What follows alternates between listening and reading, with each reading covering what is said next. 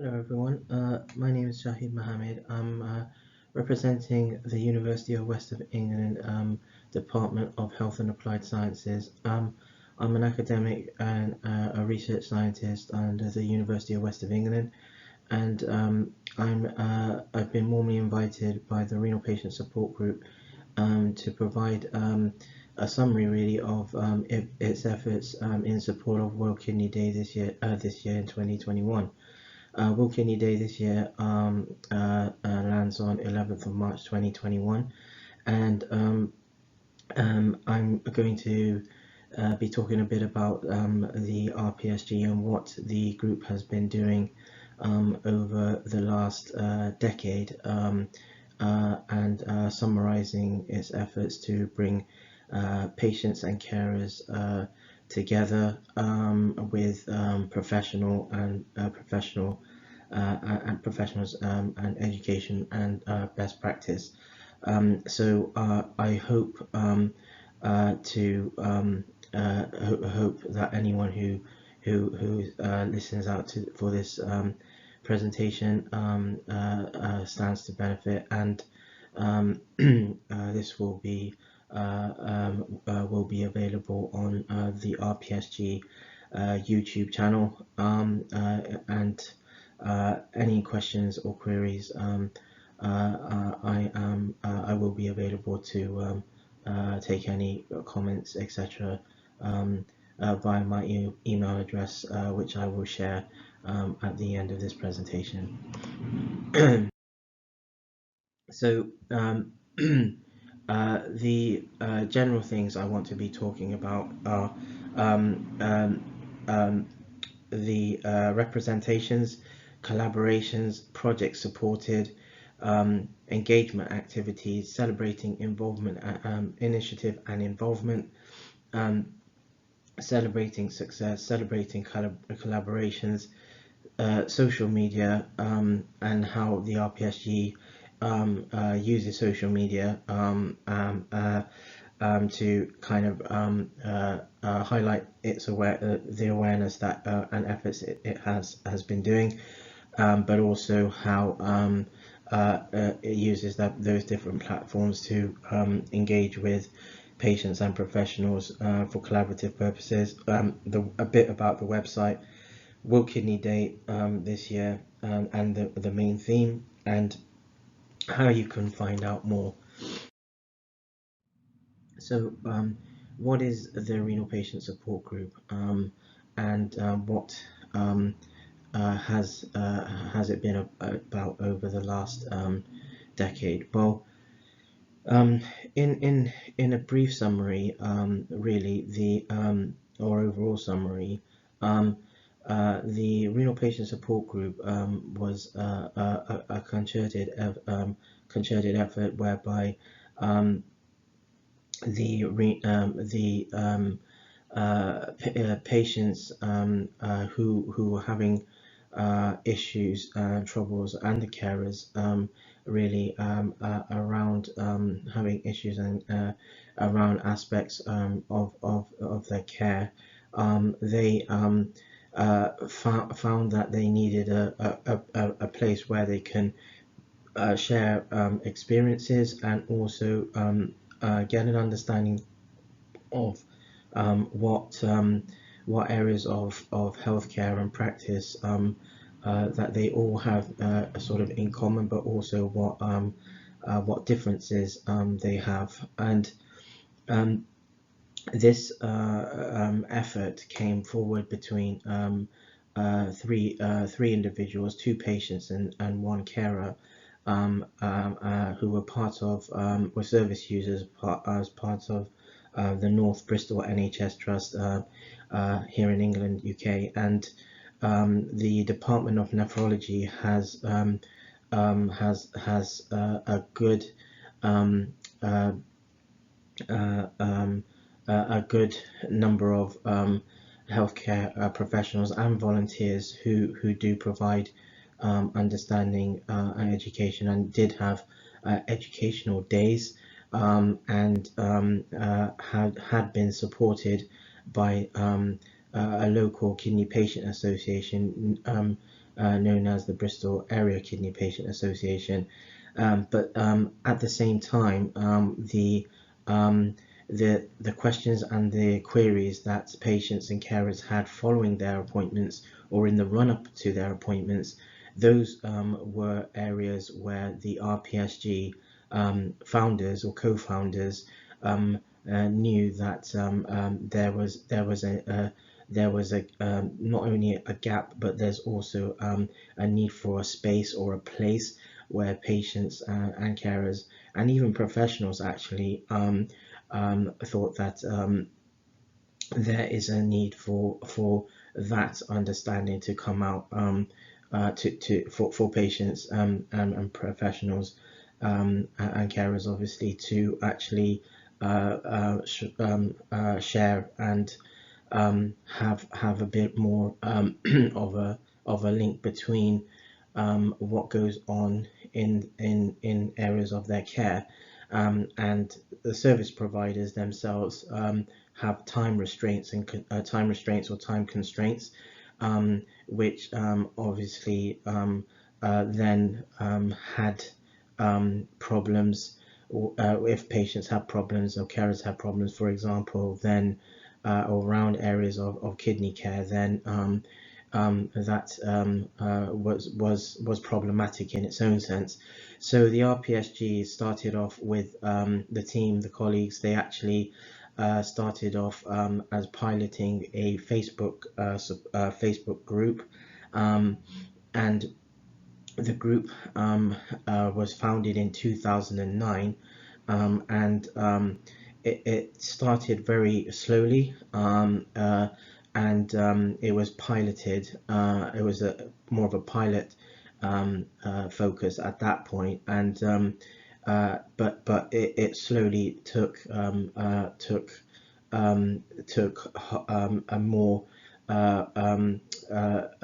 wider membership as time went on, and it really is now a place where awareness or kidney disease awareness meets research, and that's where the dynamic has been more about a link, not just least around awareness and research, but where those two entities are involved, or are pinnacle. It drives. There's reason and understanding that patient and public involvement is necessity to bring to help bridge gaps around different aspects of care. Clinical trials, for example, is a big thing in kidney care. Different clinical trials take place around the UK and the wider world, and patient and public involvement is needed to help bridge some of the understandings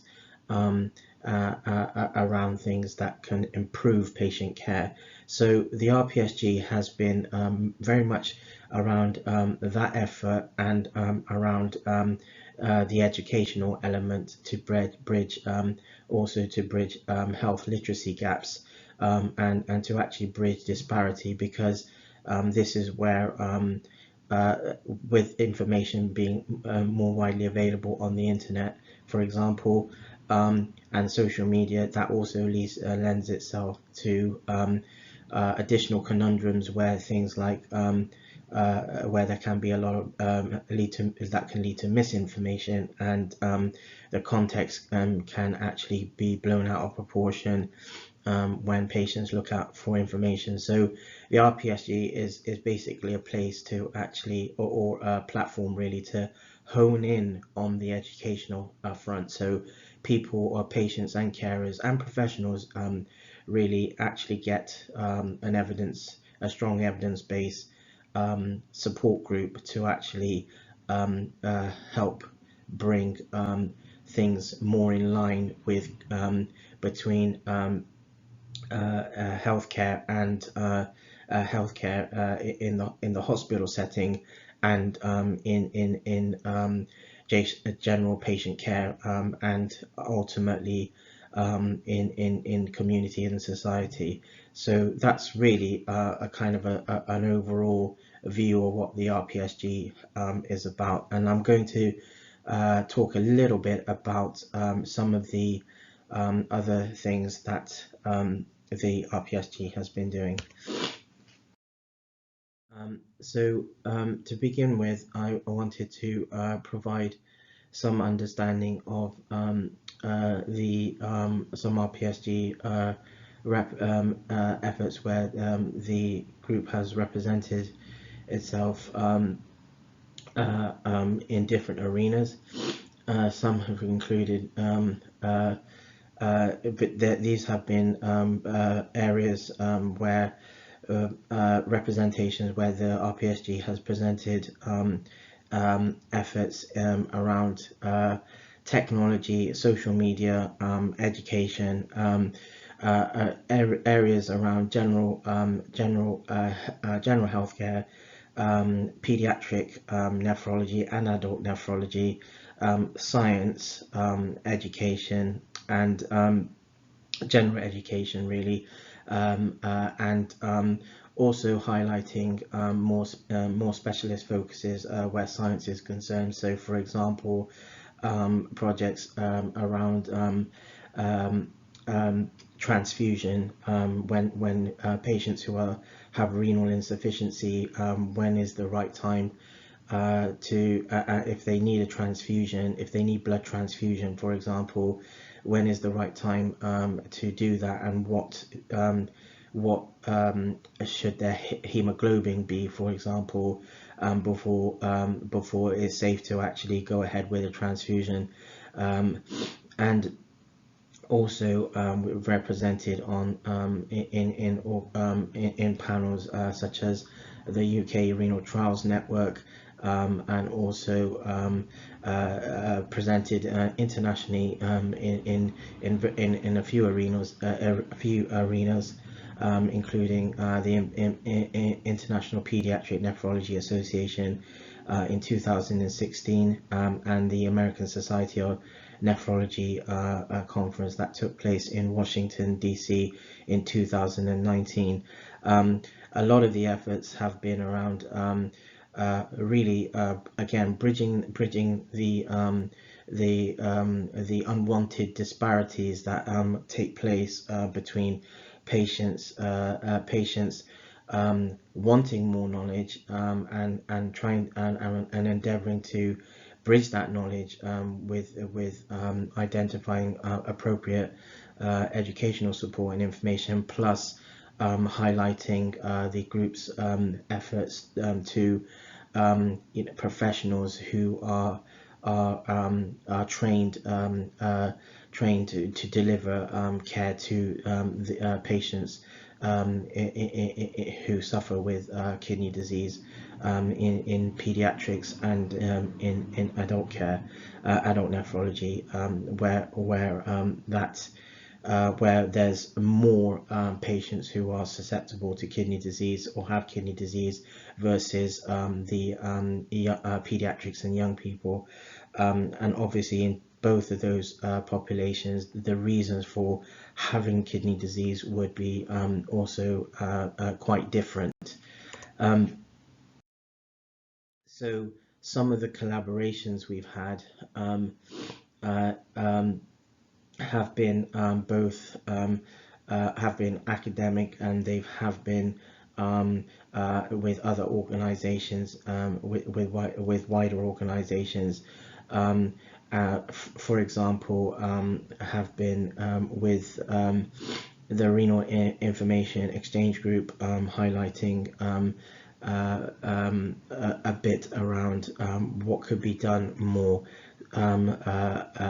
to support patients through electronic patient records, working with the North Bristol NHS Trust on a blood and organ donation campaign, and I'll talk a little bit about that in another slide. The British Bristol Multi-Faith Forum, which is an organisation which encompasses its efforts around different faiths, and highlighting health areas of healthcare that those who practice faith would find more helpful and useful. Paper collaborations, and I'll talk a bit more about that with colleagues at UCL, Brunel University, London South Bank University, University of Malta, Coventry University, and King's in London. We've in 2019, after the or during the Washington conference, the American Society of Nephrology conference that took place there, we joined efforts and partnered with the American Association of Kidney Patients, which has a massive wealth of understanding around the US population and what's going on there, and we thought it would be good to collaborate with between the RPSG and the AAKP, so there's a bit more unified effort between what's going on in the UK and the US, where patient engagement is and involvement is important, and obviously that has been a pinnacle focus across different areas that surround kidney care. So we've also supported various projects, and these projects have been mainly around patients being involved in supported in short contracted periods of efforts where organizations might need support around getting some further understanding or wider understanding around certain areas of kidney disease through leading surveys or being involved in developing or co-developing surveys, and also being part of panels, albeit on in academia or in organizations, and those have been quite successful, and the understanding is that those efforts are still continuing, and there's a lot of effort that is still that's still a lot of gaps, that still need to be bridged around certain aspects of kidney care and NHS kidney care, which doesn't exist anymore, unfortunately, but there are good models out there to replicate the efforts that NHS kidney care really was about, and the NHS in the UK, where the NHS trusts are concerned, they have several each dedicated centre has a department which allocates a certain amount of funding to drive certain projects. So that's where kidney care becomes more focused according to centre, rather than being a general organisation, and that's something that is still has been going on quite in these centres, to actively really get patients involved in different aspects of nephrology, and in terms of engagement or involvement projects, and actually awareness generally, the RPSG has had opportunities to provide audiences through about its efforts, really, in the past, on radio, through radio, and patient and more patient focused conferences. And World Kidney Day in the past, the RPSG has done online seminars inviting professionals and through different media. For example, there was Skype Skype conference that has taken place in the past, and that was quite successful. In a time in a previous time as well, during World Kidney Day, there's been a bowling tournament which the RPSG and the Bristol Area Kidney Patient Association jointly were involved, and pieces. We've had awareness in the Evening Post, which is a newspaper that's available online and also in paper form. That's in the Bristol region. We've been able to have awareness around the RPSG through radio stations such as BCFM and Ujima Radio as well. And the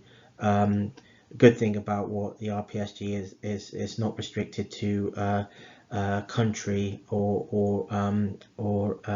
region per se, because it's an international support group.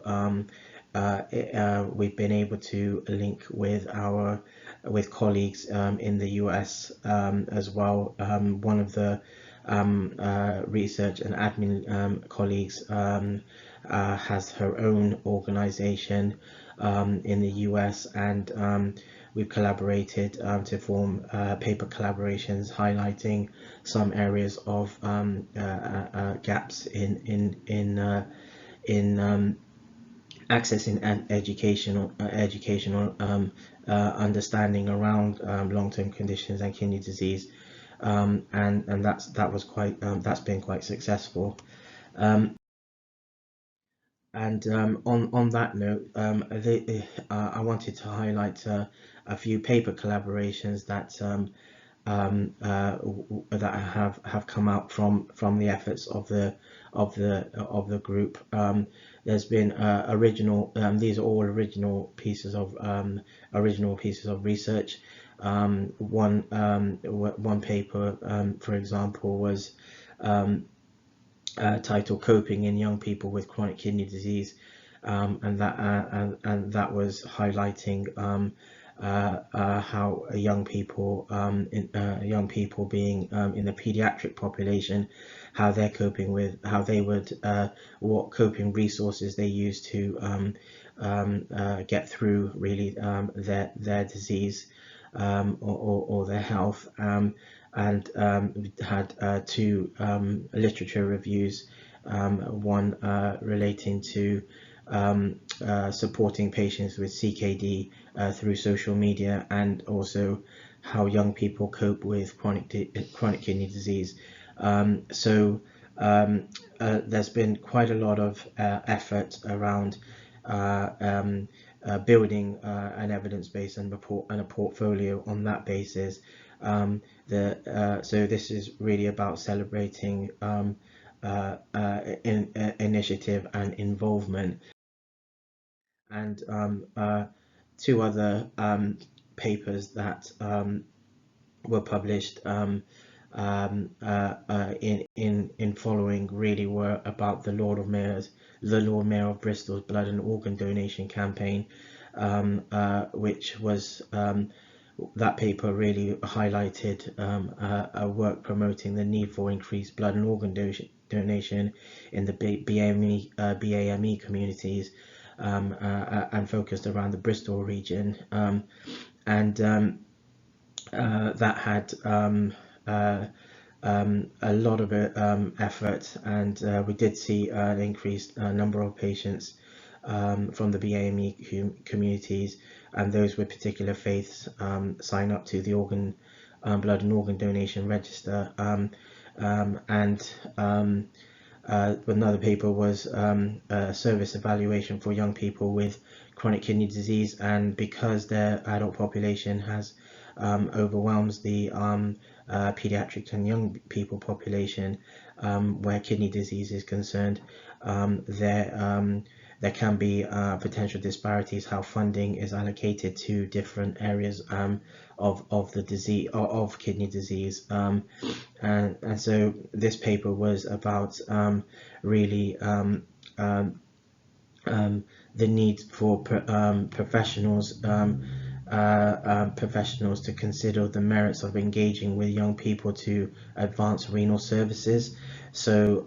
this was published, and we're quite the team is quite proud of having that part of the work. So that was again celebrating initiative and involvement. On this note, we also have been fortunate to sort of commemorate and celebrate success through the RPSG based on the number of members that have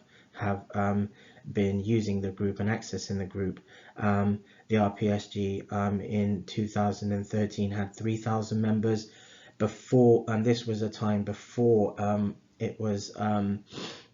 poll was implemented to highlight whether members at that point wanted to have a closed group or an open group, and the membership at that time was, when the poll was implemented, it was around 2,000 members or just under, and then when they polled in that they would like it closed, this was that the founders abided by that, and it's now a closed group, but there was a commemorative banner just to highlight some of the successes that the group has had. And then in 2015 the group went to 6,000 members, so it tripled in 2015, and now in 2018, and there was a commemorative banner, another banner that was done in 2015, and in 2018 it's went up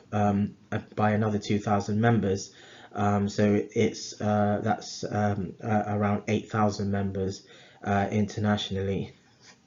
and celebrating success. So that's what's been going on, and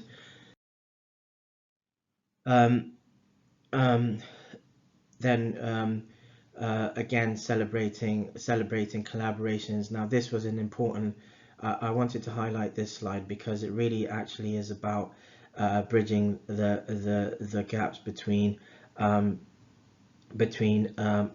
adult population, those with kidney disease, and those pediatrics and young people with kidney disease. And there is a group called the Kidney Disease and Renal Support Group for Kids, or KDARS,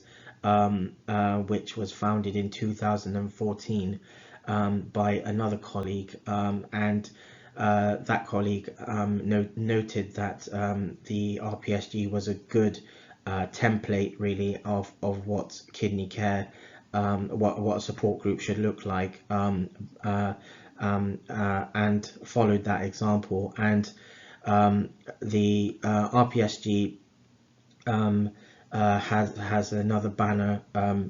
made based on this effort, because the membership has grown again, but the KDARS have a commemorative banner based on their sixth year anniversary last year in 2020. This year will be their seventh anniversary in April, and we've done some good collaborative efforts with KDARS, and they have 1,600 or just under 1,600 members in their pediatric or young people support group, and between the RPSG and KDARS there's just over 10,000 members globally, which is really quite phenomenal in the time they've been set up. And the the social media efforts have been obviously started off on Facebook and closed group, an open group and then closed group, but then since expanded into actually using the team have been using Instagram, YouTube, Twitter, Blogspot, and there's a ResearchGate page which highlights the academic efforts and collaborative papers that are on the RPSG, and I believe the RPSG has that evidence base that proves quite well that not only is it evidence based, but academics and researchers can actually, use this approach the support group to network and collaborate and actually get an understanding of the efforts through the ResearchGate page. The ResearchGate page has over 240 publications. The YouTube channel has over 60 videos, which are all interactive. There's some multidisciplinary team meeting efforts on there as well, which is good. Podcasts, educational slide sets, etc. Instagram is more about sharing understanding through picture, so more art, and so there's efforts on there. Twitter, it has been quite successful as well, highlighting more about what the RPSG has done with in summary on maybe on a day or week basis, but also in relating to interacting with the wider networks, looking at best practice that have been shared by colleagues on there, and it's really quite encouraging to see that. And the blogspot is a blogger is basically a journal style or a diary style version of what's on the Facebook group itself, and really is basically highlighting kind of a summary style in a way that's probably more approachable for those who don't want to be on Facebook or non-Facebook users, but that is very active as well. So since the start of the group, which was in 2009, it's expanded to five additional social media platforms, and that's really quite important to highlight, I think, because the RPSG versus other organizations or groups has been absolutely sustainable, and it's been a really strong effort where patient and public involvement is more needed more than ever, and also there haven't been any real other examples in the UK and actually in the wider world that do what the RPSG does. It has been about supporting patients from the beginning, and patients have been involved and carers have been involved, but actually, it's the professionals who have sort of and dare I say it, they've missed a trick with this, because they basically know that this is something that they should be involved in, and actually engage with the RPSG, and hopefully they can do that, checking out what's on the website. And on that basis, the website, you can actually check it out. It's www.rpsg.org.uk. The membership continues to grow, and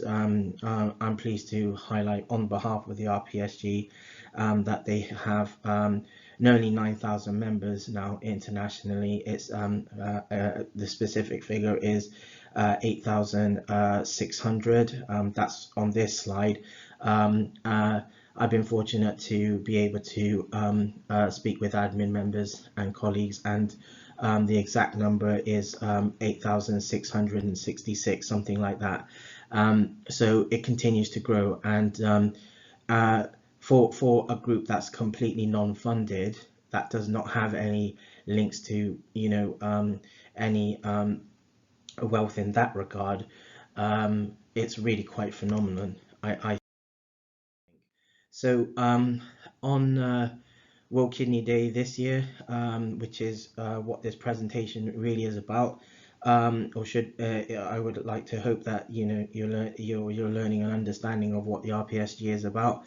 This year, the RPSG is hosting a series of educational talks and presentations from colleagues, patients, and professionals in support of World Kidney Day, and these will be available on the RPSG YouTube channel and hopefully shared on Twitter and Instagram in different forms. And the theme for World Kidney Day this year is living with kidney disease, or living well with kidney disease. So I want to say just one more thing, and that is to say, where we talk about living well or living with kidney disease, ultimately, what kidney disease is a long-term condition. It's irreversible.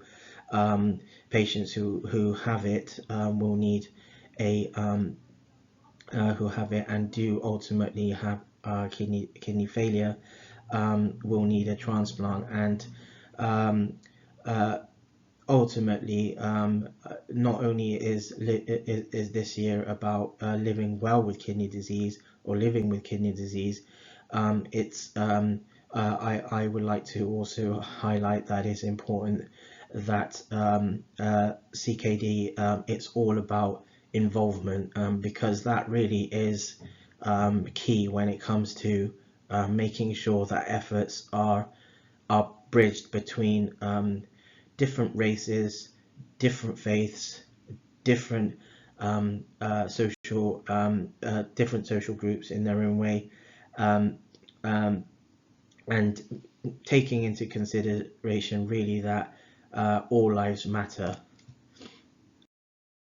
I want to say thank you for allowing me to present on this topic, and if anyone wants to contact me, you're welcome to do so, and my email address is here on this slide. Thank you for allowing me to present, and thank you for your time.